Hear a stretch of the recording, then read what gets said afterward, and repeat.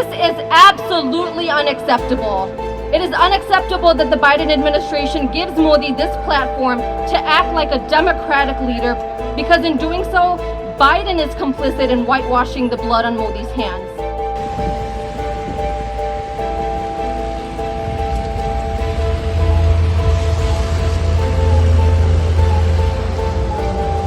I'm a human rights activist who believes in inclusive secular democracy. I'm a progressive, inclusive and anti-caste Hindu.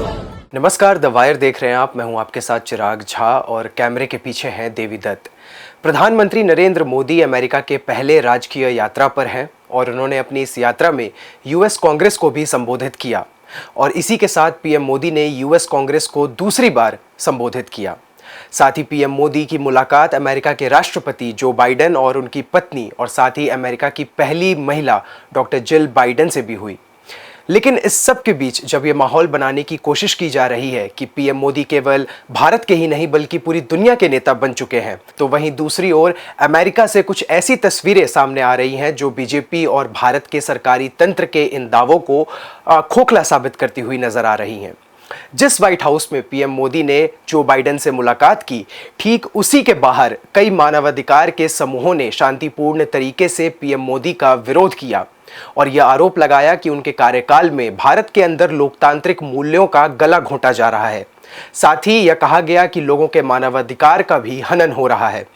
इस विरोध प्रदर्शन की तस्वीरें लगातार हम आपको स्क्रीन पर दिखा रहे हैं और जो संगठन इस विरोध प्रदर्शन में शामिल हुए हैं उनमें Hindus for Human Rights, Indian American Muslim Council, Dalit Solidarity Forum, American Manipur Tribal Association, Peace Action के साथ साथ कई और संगठन भी शामिल हैं। वहीं इसके अलावा इंडियन डायस्पोरा यानी ऐसे भारतीय जो अमेरिका में रहते हैं वो बड़े स्तर पर पीएम मोदी के इस यात्रा का विरोध करते दिखे हैं।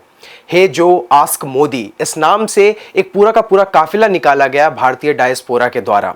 साथ ही प्रेसिडेंट बाइडेन तक ये संदेश पहुंचाने की कोशिश हुई कि जब वो पीएम मोदी से मुलाकात करें तो भारत में मानवाधिकार के हनन पर, सांप्रदायिकता पर और उन तमाम मुद्दों पर सवाल करें जो भारत में चिंताजनक हैं। इस काफिले की तस्वीर आप स्क्रीन पर देख सकते हैं कि कैसे ट्रकों पर डिजिटल स्क्रीन लगाकर भारतीय डायस्पोरा ने पीएम मोदी के अमेरिका दौरे का विरोध किया।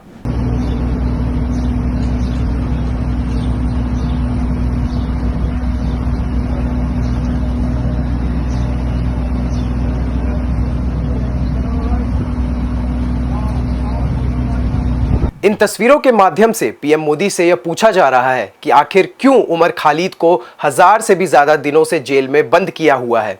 साथ ही भारत में मुसलमानों पर आखिर अत्याचार क्यों हो रहा है। इसके अलावा पीएम मोदी पर गुजरात दंगों को भी लेकर सवाल पूछे जा रहे हैं कि आखिर उन्होंने इस दंगे पर बनी बीबीसी की डॉक्यूमेंट्री पर बैन क्यों लगाया। एक तरफ जहां मणिपुर में हिंसा खत्म होने का नाम नहीं ले रही है, 100 से अधिक लोगों की जानें जा चुकी हैं, हजारों लोग बेघर होकर रिफ्यूजी कैंप्स में रहने को मजबूर हैं। ऐसे में पीएम मोदी का मणिपुर में कदम भी न रखना लेकिन अमेरिका दौरे पर जाना भी बड़ी अजीब बात है। और यही बात इंडियन डायस्पोरा ने भी ट्रक्स पर लिखी है या यूं कहे पोस्टर लगाकर पीएम मोदी को मणिपुर के विषय पर भी ध्यान देने को कहा गया है।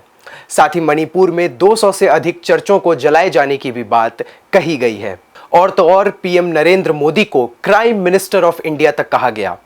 अब आप सोचिए कि यह हर भारतीय के लिए कितनी शर्मनाक बात है कि हमारे प्रधानमंत्री किसी अन्य देश के दौरे पर हैं और उन्हें वहां पर अपने देश के ही लोगों का विरोध इस स्तर तक झेलना पड़ रहा है कि वह प्राइम मिनिस्टर से सीधा क्राइम मिनिस्टर हो जाते हैं। आगे बढ़ते हैं और आपको दिखाते हैं कि कैसे अमेरिका में भारतीय डायस्पोरा ने सड़कों पर उतरकर हाथों में बैनर्स और पोस्टर लेकर पीएम मोदी का विरोध किया। एक शख्स ने अपनी टी शर्ट पर लिखा कि मेरे असली हीरो बाबा साहब अंबेडकर हैं और एक असली हिंदू कभी किसी की हत्या नहीं करेगा। आइए आपको एक वीडियो दिखाते हैं कि कैसे तमाम लोग अमेरिका में इकट्ठा होकर पीएम मोदी के दौरे का विरोध कर रहे हैं। आजादी, आजादी, आजादी, आजादी, आजादी, इसके अलावा भारतीय डायस्पोरा ने पीएम मोदी के विरोध में ट्रक को उनके समर्थकों के करीब से भी निकाला ताकि जो लोग मोदी जी के समर्थन में वहां खड़े थे उन लोगों का भी ध्यान इन मुद्दों पर पड़े जो पीएम मोदी के स्वागत या फिर यूं कहें महिमा मंडन के लिए खड़े हैं।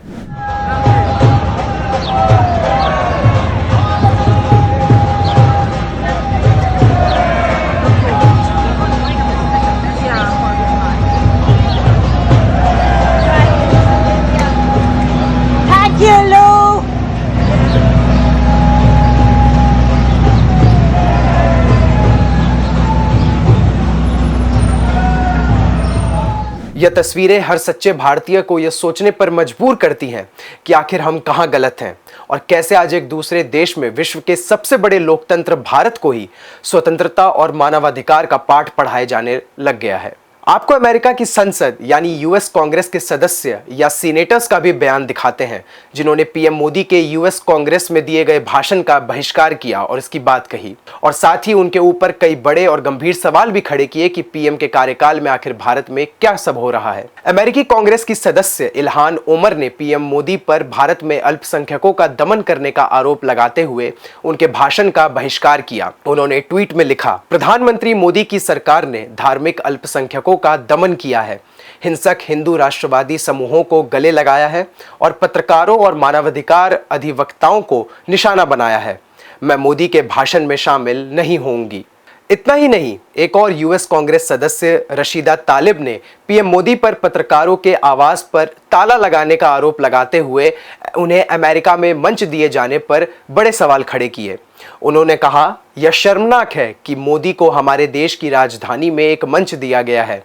उनका मानवाधिकारों के हनन, लोकतंत्र विरोधी कार्यों, मुसलमानों और धार्मिक अल्पसंख्यकों को लक्षित करने और पत्रकारों को सेंसर करने का लंबा इतिहास है जो कि पूरी तरह अस्वीकार्य है। मैं कांग्रेस में मोदी के संयुक्त संबोधन का बहिष्कार करूंगी। इसके साथ आपको एक और प्रतिक्रिया दिखाते हैं जो अमेरिका के सीनेटर बर्नी सैंडर्स ने पीएम मोदी के दौरे पर दिया है।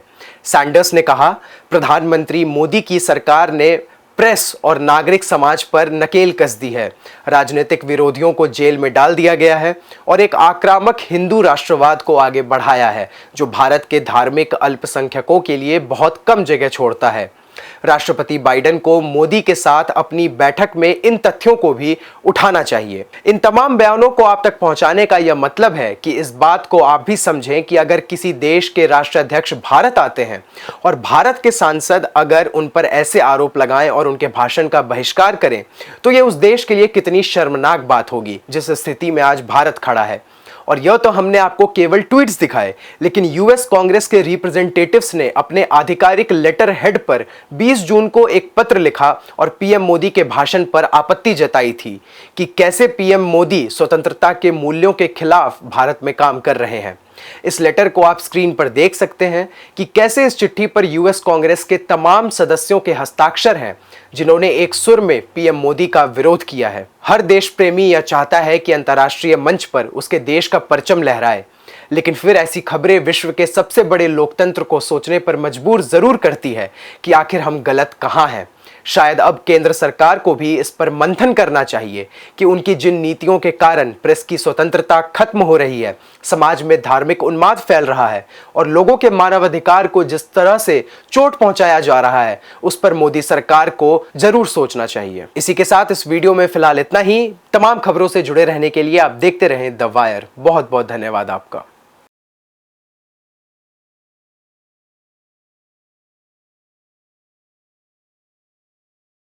द वायर के और वीडियोस देखने के लिए सब्सक्राइब करें और बेल आइकन पर क्लिक करें। स्वतंत्र पत्रकारिता की आर्थिक मदद करने के लिए डिस्क्रिप्शन में दिए गए लिंक पर जाएं और अपनी राशि चुनें।